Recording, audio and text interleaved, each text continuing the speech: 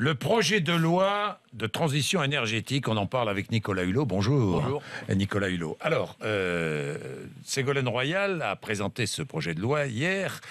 L'occasion de baisser la facture énergétique de la France, dit-elle, dans les années qui viennent, de la France et des Français, qui s'élève à plus de 65 milliards d'euros par an. L'équivalent du déficit de la balance commerciale, au passage. Oui, c'est vrai, c'est vrai. Non, mais c'est bien. Oui, c'est bien, c'est bien. Bon. Le texte pose de grands objectifs. Vous avez vu ça? Vous les partagez, ces objectifs? Sur les objectifs, je dis bravo. Vous dites bravo. Ça serait bien de les rapprocher un petit peu. C'est-à-dire, par exemple, l'objectif de 2050 de diviser par 2 notre consommation énergétique, c'est un bel objectif. Je pense qu'il faut mettre un objectif intermédiaire pour faire en sorte qu'on démarre tout de suite. Qu'on démarre tout de suite. Alors, comment réduire, par exemple, notre consommation d'énergie fossile?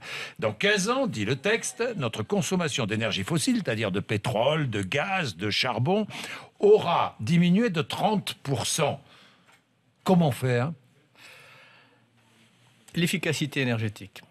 Il faut bien comprendre que pour les entreprises, dorénavant, mais c'est vrai dans le monde entier, le premier facteur de compétitivité économique, c'est l'efficacité énergétique. Quel que soit le modèle que l'Europe, que la France, que les États-Unis vont adopter, le prix de l'énergie va monter. Donc il faut donner des possibilités aux entreprises, mais ça vaut pour les citoyens qui sont en situation de précarité énergétique, par la rénovation du bâtiment ancien, par des normes dans les bâtiments modernes, par des normes dans le transport. Parce que nous avons en France, nous couvrons l'ensemble des filières. Il faut bien savoir que la France a une créativité, une compétence dans l'efficacité énergétique qui peut lui donner un avantage économique si on part tout de suite dans ce domaine-là. Il y a franchement, il y a un gisement de création d'emplois. Alors il faut tout rationaliser. On part à zéro parce qu'il y a du tout et n'importe quoi. À raison, l'autre jour, je crois que c'est 50 millions de consommateurs qui a tourné un peu en dérision les diagnostics thermiques chez les particuliers. Donc tout doit être rationalisé. Mais l'intérêt de cette loi, si elle est enrichie, si elle est précisée, si elle n'est pas, au contraire... si l'administration ne la tue pas. Si l'administration, mais si les navettes parlementaires, parce que je rappelle que sur tous ces enjeux-là, l'écologie, elle est approuvée en privé, elle est ignorée en public ou elle est tournée en dérision.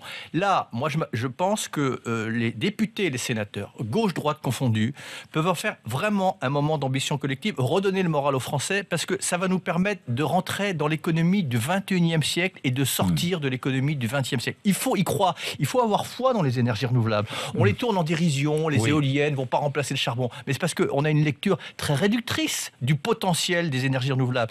L'année dernière, en Chine, les Chinois ont développé en matière d'énergie renouvelable, en un an, l'équivalent de notre capacité nucléaire en un an. Donc d'autres y croient. Alors j'entends bien, il y aura des sauts dans le stockage des énergies intermittentes, mais croyons, le jour où on pourra, les particuliers, les collectivités locales pourront produire eux-mêmes leur énergie. On va changer le modèle. D'un modèle concentrationnaire, on va passer dans un modèle où on va, comme le dit Jérémy Rifkin, j'invite tous les spécialistes à lire le livre de Jérémy Rifkin, latéraliser l'énergie, c'est-à-dire qu'on va changer le modèle énergétique. C'est très enthousiasmant, mais évidemment, ça demande des investissements, donc de flécher les priorités. J'espère que la conférence bancaire va mettre en place des leviers pour les financements privés, publics. Parce qu'il faut de l'argent pour financer. Je regardais 20 à 30 milliards d'euros. Je vous donne tout de suite une piste. Vous avez 20 milliards de subventions préjudiciables à l'environnement en France. C'est-à-dire quel genre de subventions? Des subventions, des exonérations pour le trafic aérien, pour le trafic maritime, pour les choses comme ça. Enfin, vous pouvez les lister. Ils ont été listés par le rapport de Guillaume Sainteny. Donc 7 milliards simplement pour le diesel. C'est une voilà. Donc vous pouvez. Il n'y a rien dans ce texte sur le diesel, pratiquement rien. Alors ça fait partie des choses, mais c'est pour ça que moi je prends ce socle et j'applaudis. Et puis à partir de là, je regarde les points qui méritent d'être améliorés. La fiscalité écologique que tout le monde tourne en dérision. Pourquoi? Parce qu'elle a été présentée comme une fiscalité additionnelle. Donc dans ces cas-là, vous créez du rejet. Mais si vous avez une fiscalité qui est incitative d'un côté, dissuasive de l'autre, et qui se substitue à la fiscalité qui pénalise le travail, qui empêche la création d'emplois, le MEDEF, les syndicats, les acteurs politiques sont tous pour. Donc il faut remettre à l'ouvrage le chantier de la fiscalité écologique. Mais je vais en parler à Ségolène Royal parce qu'elle a une vision un peu différente de la vôtre, parce qu'elle l'aborde simplement sur l'aspect négatif. Mais c'est un ensemble. Est-ce qu'il faut taxer le négatif et on taxe le travail? C'est complètement aberrant. Donc soulageons les charges qui pèsent sur le travail, qui empêchent la création d'emplois, qui pénalisent les travailleurs. Déplaçons-la sur la pollution, sur les prélèvements des ressources naturelles, sur les prélèvements des ressources énergétiques, et éventuellement augmentons les prélèvements ou les taxations sur tous les revenus qui ne sont pas issus du travail. C'est ça la vision de la fiscalité du XXIe siècle.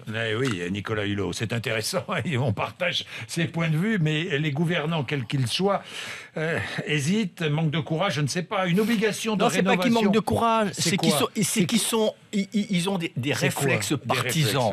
Les mêmes qui sont à un moment dans la majorité, dès lors qu'ils passent dans l'opposition, sont frappés d'amnésie. Je dis simplement sur cette loi, si on pouvait avoir un moment qui redonnerait du moral aux Français, un moment d'enthousiasme collectif, plutôt que de détricoter cette loi. Regardons là où elle est faible, regardons là où on peut rehausser notre niveau d'ambition et faisons-en un moment d'ambition collective. Alors, sur le nucléaire, elle est faible ou pas? Alors, écoutez, le fait que la loi ne dise rien de la durée de vie des centrales et notamment de la fermeture d'abord, de Fessenheim. D'abord, il y a toujours l'engagement du président de faire en sorte qu'à 2025, à capacité de production d'aujourd'hui, on baisse la part de production d'électricité à 50%. Mais ne focalisons pas sur le nucléaire. Pourquoi? Parce que mécaniquement, que chacun intègre bien ça. À partir du moment où on va réduire notre consommation par une politique massive d'efficacité énergétique, que l'on va développer le bouquet des énergies renouvelables, chacun peut comprendre que mécaniquement, on va baisser la part du nucléaire. C'est la conséquence du succès de ces deux stratégies. On pourra peut-être même aller plus vite et plus loin, mais n'en faisons pas un point de crispation, faisons les choses rationnellement, que l'on aime ou que l'on n'aime pas le nucléaire.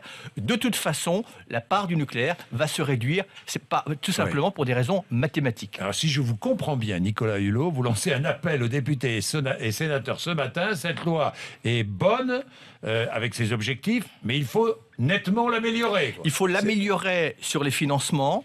Il faut faire en sorte de rétablir une réflexion sur la fiscalité écologique. Je demande à Ségolène, mais on en a parlé, donc je n'ai pas d'inquiétude, que sur les primes à la conversion pour inciter les gens à changer leur véhicule diesel, elles ne soient pas simplement conditionnées aux véhicules électriques, parce que ça réduit trop, parce que les véhicules électriques, c'est bien, mais pour l'instant, c'est cher. Donc on peut inciter les gens même à acheter des véhicules d'occasion qui soient moins polluants.